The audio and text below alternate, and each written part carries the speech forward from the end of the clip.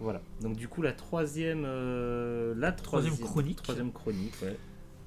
Parce que on vient de parler de réalité virtuelle, on a dit que la réalité virtuelle qui est née du jeu vidéo, au final, va peut-être servir à la médecine. Ouais. Donc au final à la science. Mais savais-tu que c'était la science qui a apporté le jeu vidéo? Dis-moi plus. Dis-moi plus. Peux-tu me dire, à ton avis, quand est né le premier jeu vidéo? La date. La date. La date du premier jeu vidéo. Alors. Alors, à différencier du premier jeu électronique. Parce que le premier jeu électronique, c'était avant ça.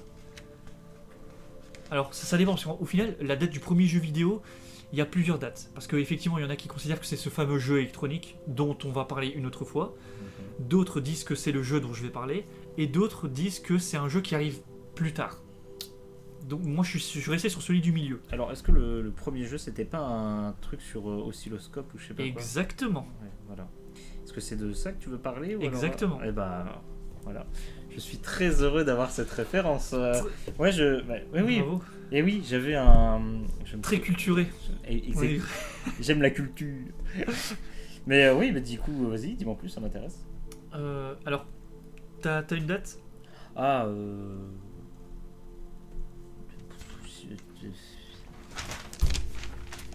1970 moins. Ça avance, ça.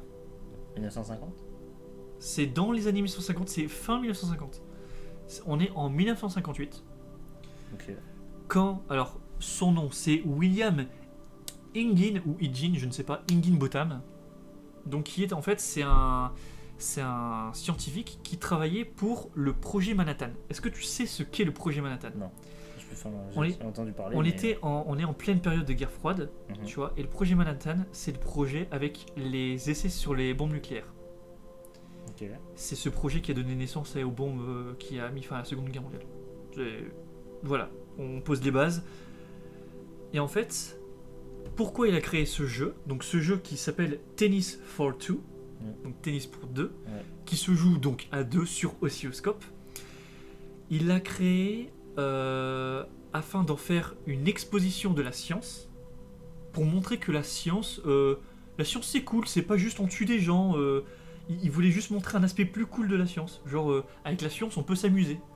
Donc en fait, c'était juste pour montrer au public, au final, ok, on fait des essais nucléaires, mais vous inquiétez pas, c'est fun, hein. C'est pas nous. Je vois.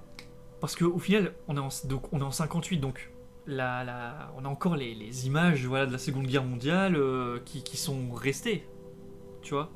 Parce que la Seconde Guerre mondiale est passée, il y a eu les bombes et tout. Et donc du coup, c'est à l'occasion de...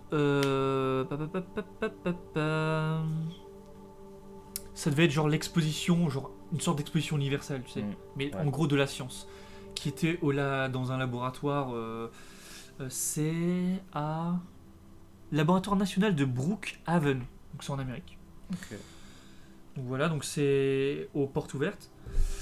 Ça a été fait sur un ordinateur analogique Donner Model 30. Donc en gros, c'est les gros ordinateurs, tu sais, genre les supercalculateurs qui ont 30 milliards de câbles. Okay. Tout ça pour un oscilloscope, quoi. Ouais. On avait les manettes de jeu, c'était des paddles mécaniques en fait, très conçus. Il a fait. Alors attends, il a fait en. Je l'ai noté, mais genre il a dû faire le jeu en 2-3 semaines, je crois. Genre il l'a fait parce qu'en fait. En même temps, avec ce qu'il y avait dessus, 2-3 semaines en vrai, ça va. Mais en fait, alors ce jeu-là, au final, parce qu'il l'a présenté 2 années de suite. Et puis après, il s'en est débarrassé parce que pour lui, il a trouvé que c'était pas une innovation, genre c'était juste un petit truc comme ça en fait. Il n'a jamais déposé de brevet dessus. Ah, ça c'est pas malin ça. Il n'a jamais déposé de brevet, mais donc du coup, les médias ont reconnu 15 ans plus tard, les premiers médias ont considéré que c'était la première console et le premier surtout jeu vidéo, pas la première console, le premier jeu vidéo de l'histoire. Parce qu'il faut savoir que connais-tu Magnavox? Magnavox, Ouais. qui a fait la Magnavox Odyssey. Magnavox Odyssey, bah oui, qui est la oui. première console de l'histoire, Oui, tout à fait, ouais. qui a voulu déposer brevet en disant que c'était le premier jeu de l'histoire et tout. Ouais. Ce mec-là les a attaqués au tribunal en disant non, non, non, c'est moi le premier jeu, mais il n'a pas déposé de brevet. Ouais, donc il s'est fait niquer, non? Il a quand même gagné son procès. Ah, Il a quand même gagné son procès. On a reconnu que effectivement, son jeu était le premier jeu vidéo de l'histoire. ouais. Mais au final, il n'y a jamais eu de brevet jusqu'à la fin. Il n'y a jamais eu de brevet qui a été mis. Donc enfin, voilà. Mais donc du coup, effectivement, on en parle dans les médias qu'à partir des années 70. Voilà. Donc comment ça fonctionne? On a un seul écran avec l'oscilloscope. On a des petites barres vertes. Donc en fait, tout ça, c'est de la programmation au final. Hein. On a avec une manette de jeu vidéo, comme je te dis, en fait, ça fait tous des clics-clics bien bruyants là. Ouais, je vois. C'est avec ça que tu vois un filet lumineux vert qui fait office de balle de tennis. Et à chaque fois que tu appuies, ça renvoie la balle de tennis. Du coup, avec une traînée verte sur l'oscilloscope qui fait un petit peu office de trajectoire, tu vois. Et je crois qu'en fait, il n'y avait pas de points parce qu'on ne pouvait pas compter les points. Mais en fait, c'était à chaque fois que quelqu'un perdait, il fallait réappuyer sur un bouton pour relancer une partie. Donc Ouais, c'était une espèce de reset, ouais. c'était tout simplement, il n'y a pas de game over qui est affiché, il n'y a pas de... Voilà. Et il a sorti d'autres versions plus tard pour simuler une partie de tennis sur la Lune, sur d'autres planètes, comme s'il y avait une plus forte gravité, avec du vent, plus ou moins du vent, donc la balle elle fait un peu, Ah, ça, je savais n'importe pas quoi. ça, par contre. Et il a fait voilà, des petites versions un peu plus folichon. Donc voilà. Comment en fait il est arrivé à développer ce jeu-là?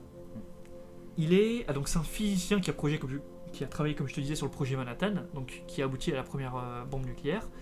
Il a rejoint l'équipe du laboratoire en 1948 et il devient chef du labo en 51, 3 ans plus tard. En 58, donc bien plus tard, l'année où il développe le jeu, il découvre dans les ordinateurs du laboratoire, des explications sur la manière de simuler la trajectoire d'une balle de fusil, d'un missile ou d'une balle rebondissante. Et il a eu cette idée-là, il se dit tiens, pourquoi je ne vais pas utiliser ces indications-là pour créer un jeu? Et en fait, il n'a pas eu besoin de créer parce que toutes les informations pour programmer ça étaient déjà enregistrées dans l'ordinateur. Au final, il n'a pas vraiment créé parce que la programmation était déjà toute faite. Quelqu'un l'avait laissé avant lui. Et il a juste transformé ça en jeu. Il a juste eu l'idée du jeu parce que toute la programmation était déjà faite. Ok. Donc voilà, il a développé le jeu et la carte électronique en 3 semaines. Il dessine les plans en quelques heures. Et à l'aide d'un de ses amis, en 3 semaines, il a fait ça. C'est quand même beau quand on regarde de faire un. Alors, on se dit, ouais, 3 semaines pour juste un truc qui fait comme ça, c'est pas beaucoup, mais en fait, c'est une méga avancée quand même. pour l'époque, c'était une grosse dinguerie en fait. 3 semaines.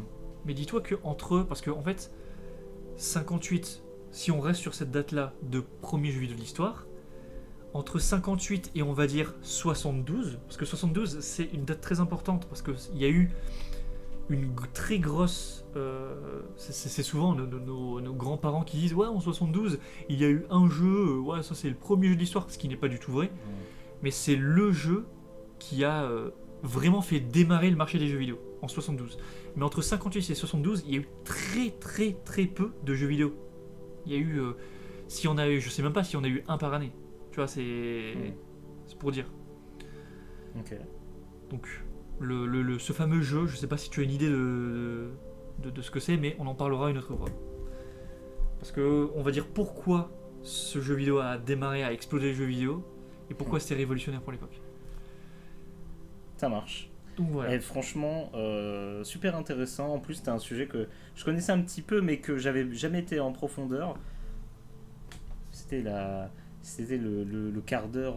Le quart d'heure infuse. le quart d'heure histoire du jeu vidéo, assez sympathique. Est-ce que tu veux passer à la dernière truc? Je veux passer à la dernière truc. Et ben on y va, c'est parti.